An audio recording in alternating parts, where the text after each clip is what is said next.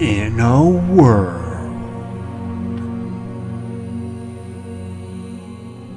where shorts and 5-second edits thrive. Why long boring? Why so so much intro? Like 16 hour intro. There was one man who stood the test of time to prove there's a better way. But you can only find it in one place. Welcome back. It's Jacoby.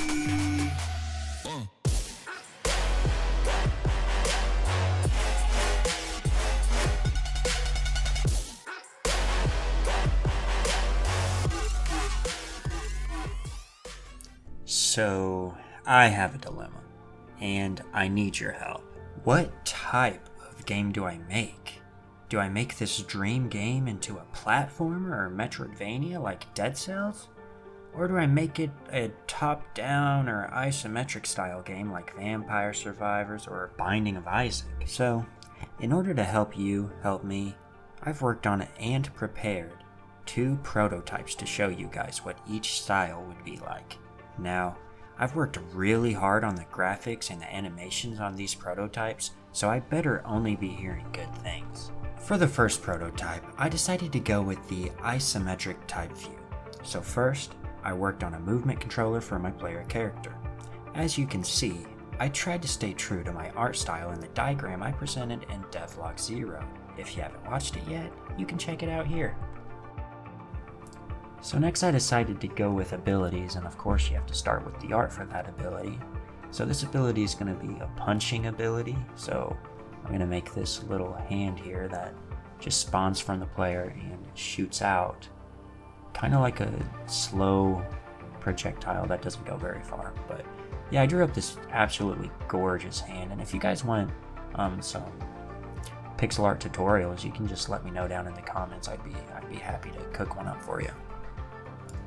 So here's what that punch animation is going to look like, and so I decided to add this line that goes from the player to the cursor.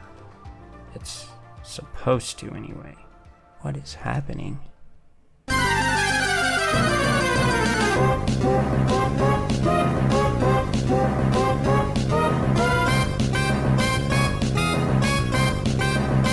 I am confused.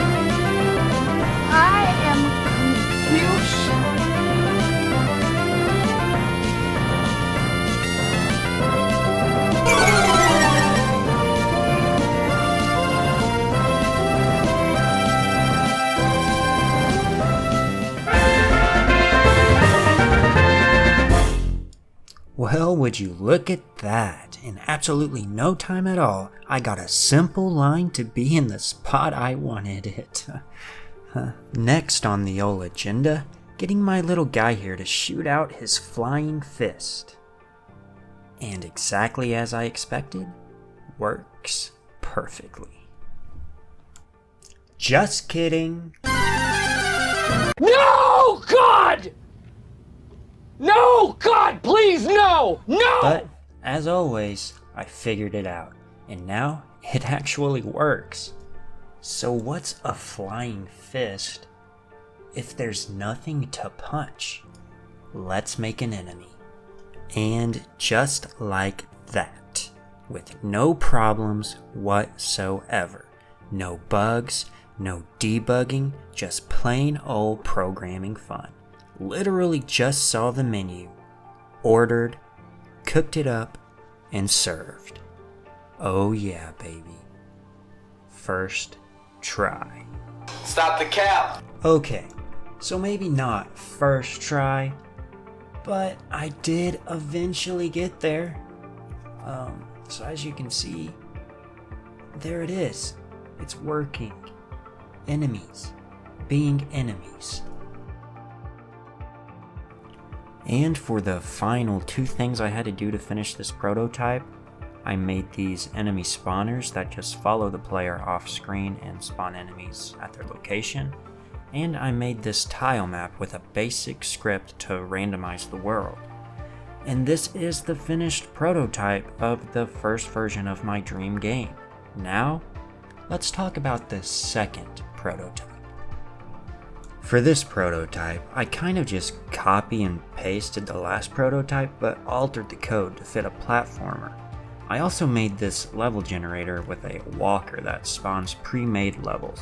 I would likely change this in the future, but for a quick prototype, I think it does a fine job. Now, I did run into a couple of issues with the conversion from isometric to this platformer style, but I ended up being able to fix them all, so I guess that's enough.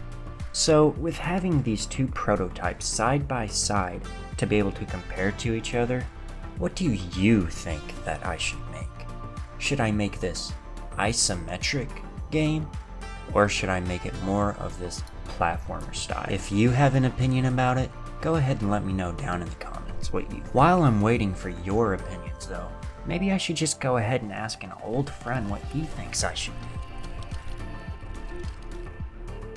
Why limit yourself to just one style when you have the opportunity to explore and create in both the isometric and platformer genres? Each style offers unique gameplay experiences and appeals to different players. By making both games, you can showcase your versatility as a game developer, reach a wider audience, and have the satisfaction of bringing two distinct visions to life. Embrace the challenge of creating multiple games and let your creativity flow freely across different styles. It's an exciting opportunity to demonstrate your range and passion in game development. So, why not make both?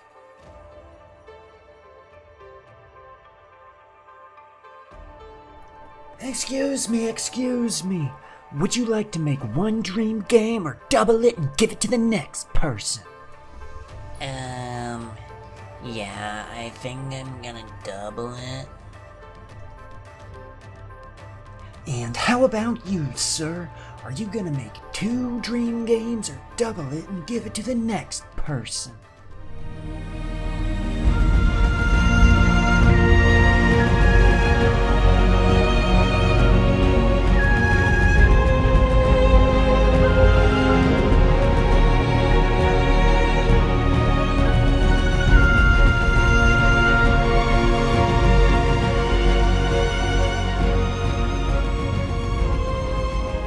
Love you. Bye.